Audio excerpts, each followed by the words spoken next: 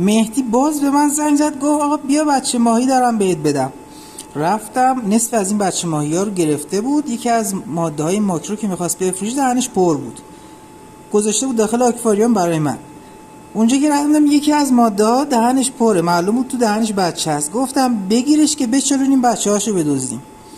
گرفتیم و تا میخورد کتکش زدیم تا بچه هاش توف کنه بیرون. و حالا شوخی میکنم و فقط بچه هاش در آوردیم. و الان اینایی که روشنن با اونایی که تیرن، با اینکه ماده یه رنگ بودن، فکر کنم پدرشون فرق میکرده. هیچی، رفتیم یه سری بچه برداریم، یه سری بچه دیگه هم از مامان یکی از این ماهی‌ها دزدیدیم و آوردیم. 18 تاشونو از اونایی که خودم سید کردم ماده رو تونستیم کش بریم.